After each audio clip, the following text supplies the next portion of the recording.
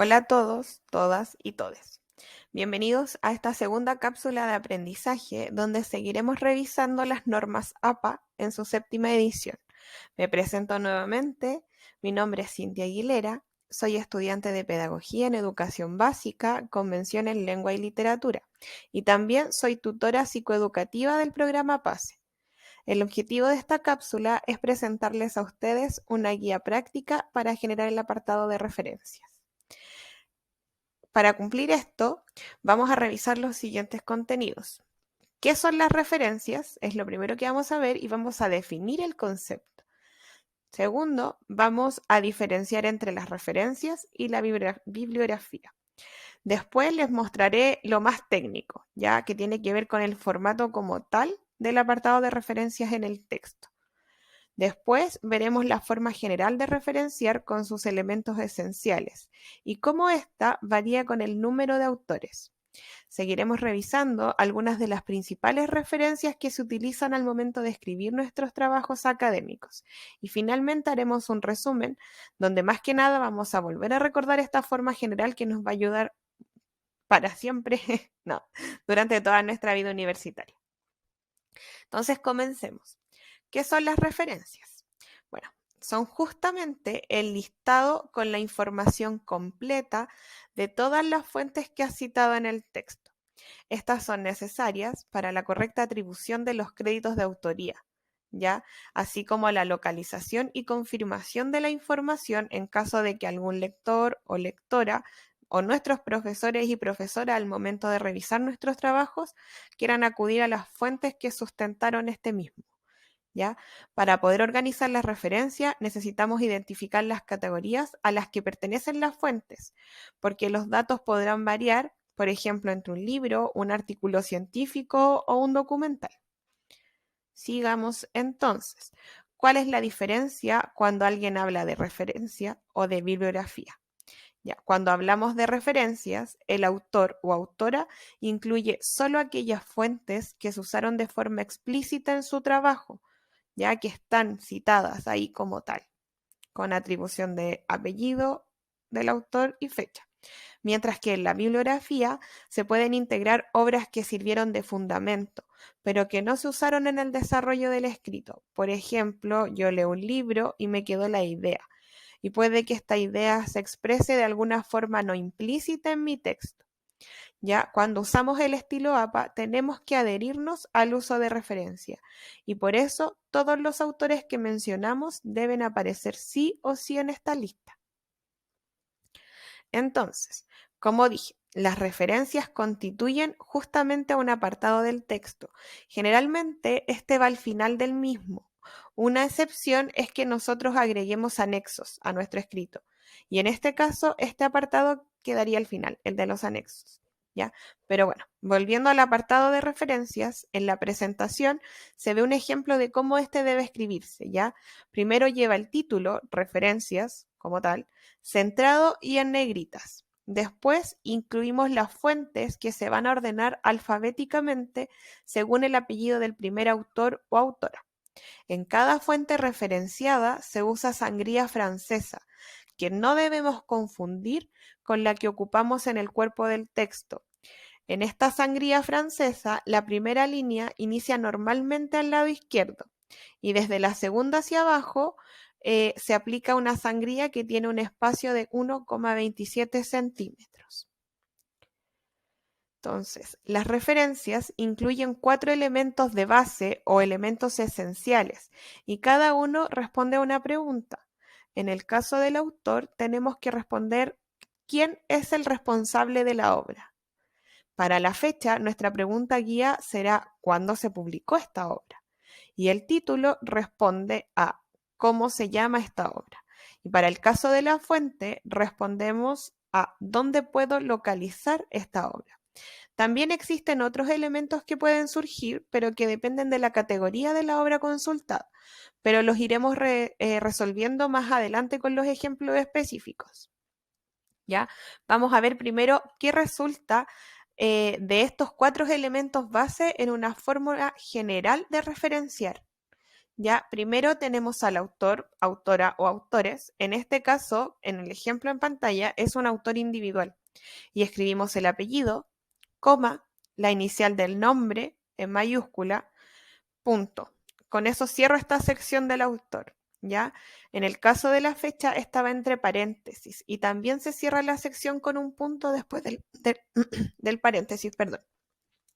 El principal dato que se solicita en este caso de la fecha es el año, pero algunas fuentes como los periódicos o las páginas de internet usan la fecha completa, donde el formato quedaría como año, coma, día de mes.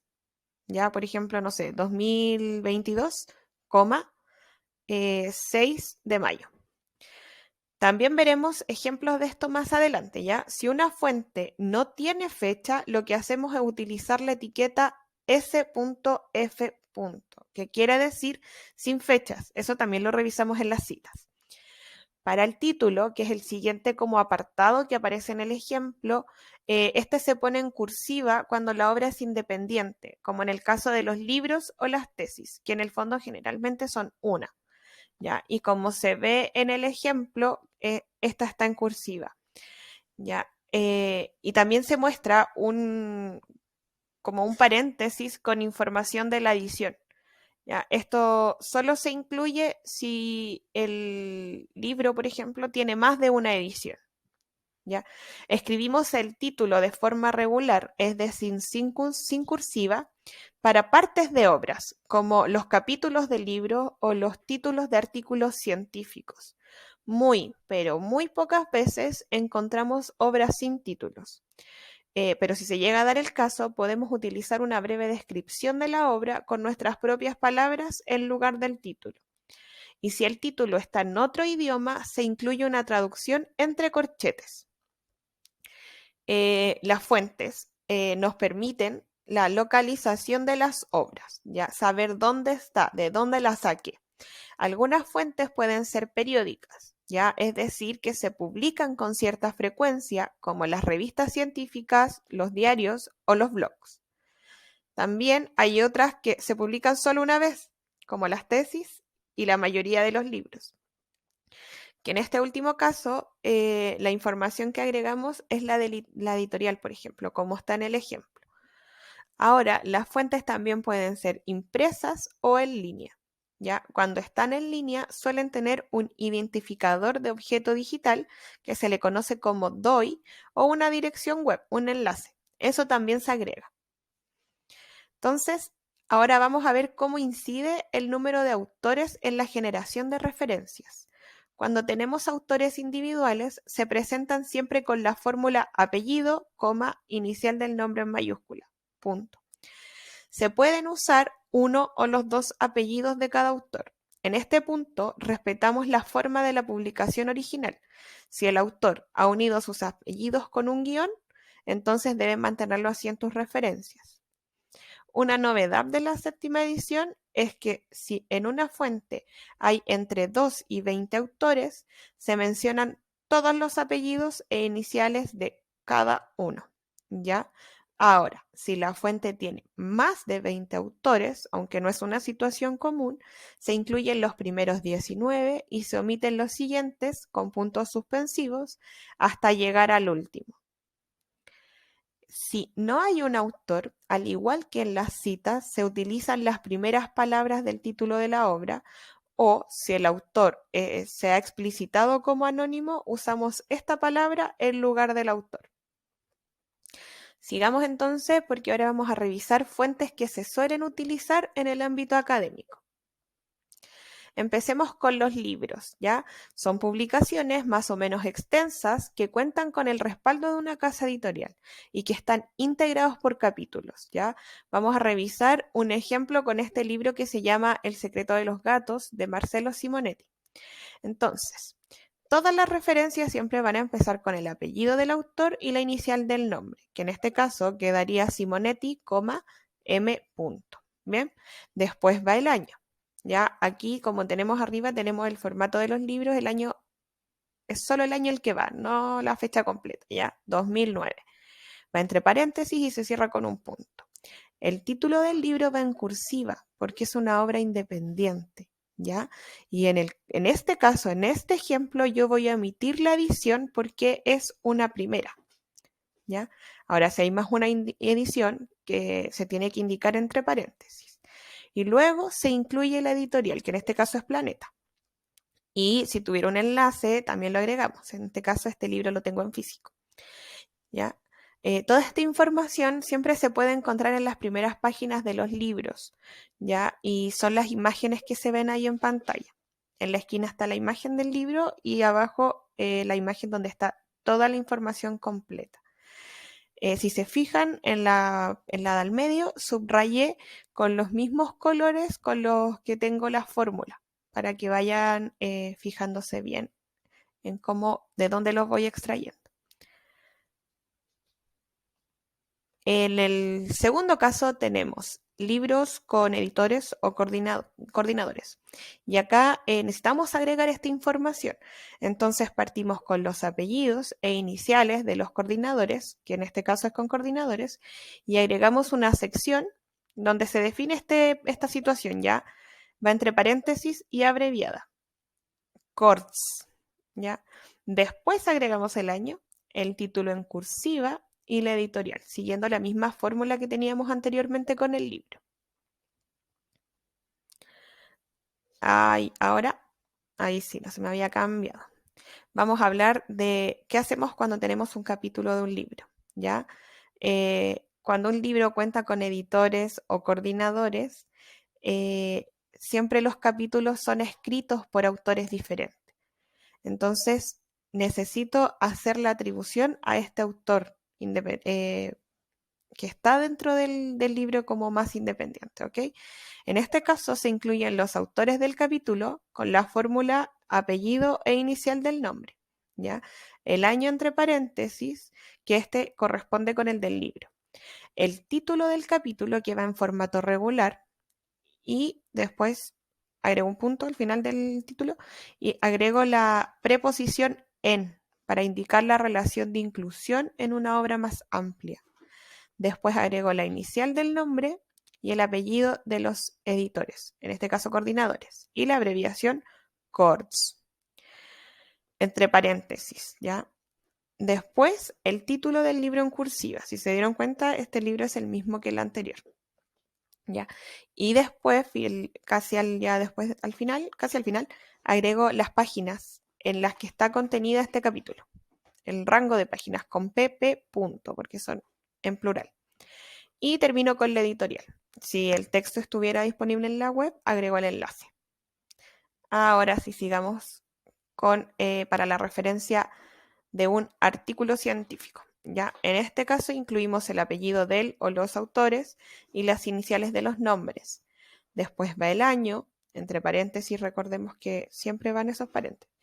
El título del artículo, que va en formato regular, el nombre de la revista, esta es la que va en cursiva, los datos de publicación periódica, que son el volumen y el número. El volumen en cursiva, el número sin cursiva, pero entre paréntesis. Luego se indica el rango de páginas y si está indisponible en línea, se incluye el enlace web o el DOI, ¿ya?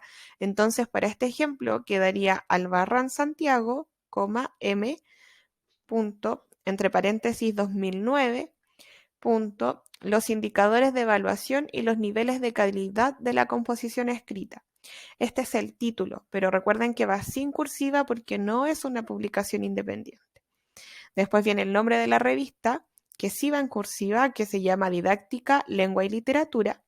Después viene el volumen, que también queda en cursiva, y como esta revista no tiene número, omito ese dato, agrego las páginas y luego el enlace de donde yo estoy recuperando este artículo científico.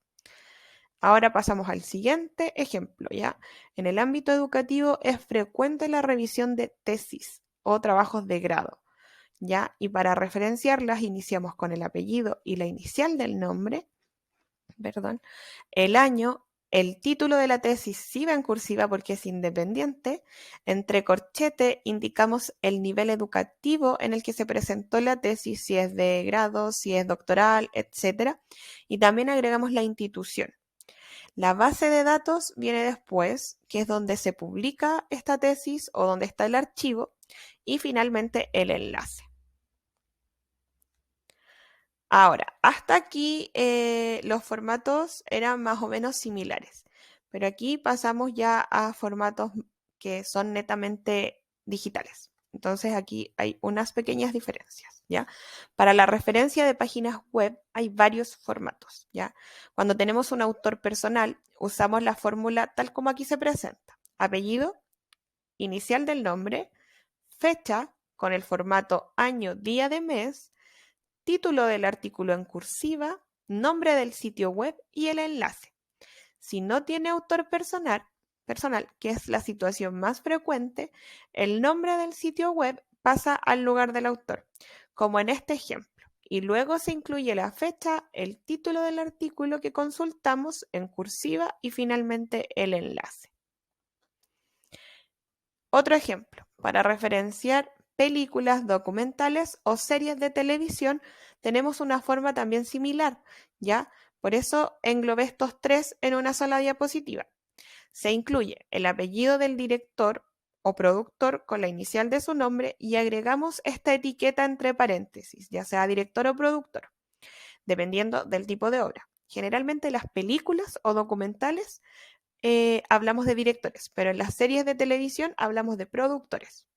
¿Ya? Luego se incluye el año de publicación o rango de años, en el caso de que sea una serie, el nombre de la obra que va en cursiva y con la etiqueta del tipo de obra entre corchetes. Después agregamos la compañía productora y el enlace. Entre corchetes, o sea, en el tipo de obra podemos poner así, simplemente película, película documental, serie de televisión. Y eso sería con este ejemplo. Vamos al siguiente. Para videos de YouTube o de otras plataformas, se incluye el autor, la fecha con el formato año, día y mes, el nombre del video y la etiqueta video entre corchetes. Esto es muy similar al ejemplo anterior. La fuente, que es la plataforma en la que se emite, y el enlace. Ahora, que ya vamos llegando al último ejemplo. Para las redes sociales se indica el apellido del autor e inicial del nombre con el usuario de la red entre corchetes. Para los casos de redes que cuenten con esta modalidad, por ejemplo, Instagram o Twitter, ¿ya? Después agregamos la fecha en formato año, día, mes. El título del contenido lo creamos nosotros si no tiene uno con una descripción máxima de 20 palabras. Después viene el nombre de la red social y el enlace de donde se puede encontrar. También podemos agregar entre corchetes el tipo de formato, si es una publicación como en el ejemplo, o es un video o un Reels, etc. Ahora estamos terminando ya. Vamos a revisar este resumen sobre la forma general, ¿ya? Recordemos que tiene 4 elementos bases. El autor, que en la referencia como tal se escribe apellido, N. Después viene la fecha, que va siempre entre paréntesis y en general solo se pone el año, pero como vimos en algunas publicaciones también se requiere el día y el mes. Para el título, recordemos que en casos independientes usamos cursiva, pero en cambio en obras que dependen o están inmersas en publicaciones como más grandes, por así decirlo, como los artículos científicos que están incluidos en revistas periódicas, estaría en formato regular, ¿ya? Y el nombre de la revista sí iría en cursiva. La información de la fuente también varía, pero tenemos que recordar siempre que en los libros lo que necesitamos es la editorial y en los artículos científicos, por ejemplo, la revista. Si estamos citando fuentes digitales, necesitamos el nombre de la web o el nombre de la aplicación o la red social. Si una obra está en formato digital, siempre debemos incluir el enlace. Y vamos entonces a la última diapositiva, donde le quiero dar las gracias por ver esta cápsula y esperar que estén muy, muy bien. Recuerden, sí, que siempre tenemos que estar atentos a las exigencias de los trabajos que nos propone cada profesor. ¿Ok? Ante cualquier duda, siempre pueden consultar. Nos vemos pronto. Adiós.